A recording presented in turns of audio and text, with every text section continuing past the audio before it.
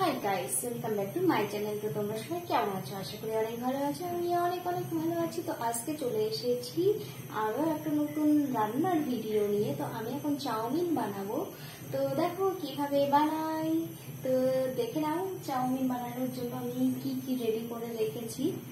এই যে এখানে দেখো পেঁয়াজ কেটে রেখেছি, ক্যাপসিকাম, তারপরে বিনস, এই যে কাঁচা লঙ্কা কুচি, টমেটো, ধনিয়া পাতা, এই শসা এখনো কাটা হয়নি আর কি। এখানে ডিম আছে, এই যে তেল দিয়ে দিয়েছি, তেতে গেছে তেলটা। তো চলো ভেজে নিই।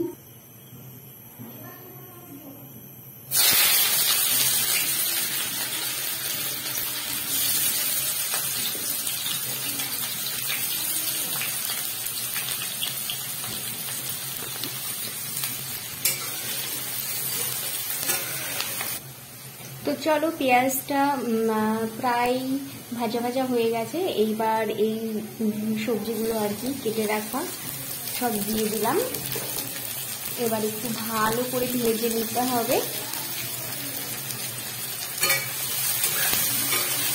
ভালো করে ভেজে নেওয়ার পরে চাউমিনে যা যা মশলা লাগে আর কি দিতে হবে। তো চলো তোমরা দেখতে থাকো, ততক্ষণে ভাজাটা হোক। তো ফ্রেন্ডস দেখো লাল লাল করে ভাজা হয়ে গেছে। তোমরা চাইলে এর মধ্যে আলু, গাজর এগুলো কেটে দিতে পারো। তো চলো আমি ডিমটা এবার ভেজে নিই এর মধ্যে দিয়ে, কারণ আলাদা করে আর ভাজলাম না, একসাথেই ভেজে নেবো বলে। তো চলো দেখতে থাকো।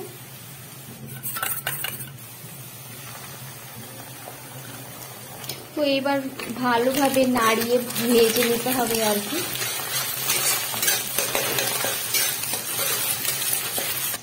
তো চলো ভাজা হয়ে গেছে। এর মধ্যে খুব সীমিত পরিমাণ লঙ্কার গুঁড়ো, হলুদ, ধনিয়া পাতা গুঁড়ো, চাউমিন মশলা আর একটা মিক্স মশলা দিয়ে দিলাম। চলো এইটাকে ভালোভাবে নেড়ে মিক্স করে নিই। এবার আমি দিয়ে দেব নুন,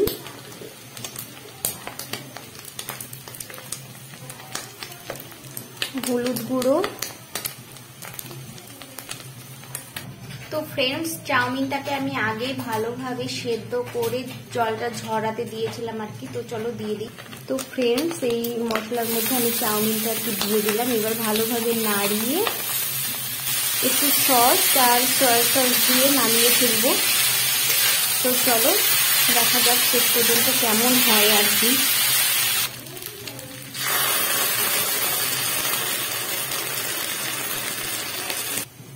তো চলো চাউমিনটা আমাদের রেডি হয়ে গেছে। এবার এইদিকে শসাটা কুচিয়ে নিই। তো গাইস আমার চাউমিন বানানো কমপ্লিট হয়ে গেছে। এই যে দেখো চাউমিনের কালারটা কেমন এসেছে।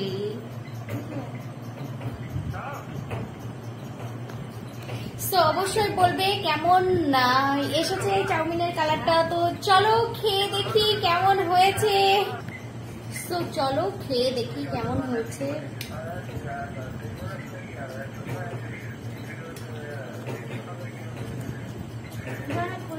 মতো হয়েছে।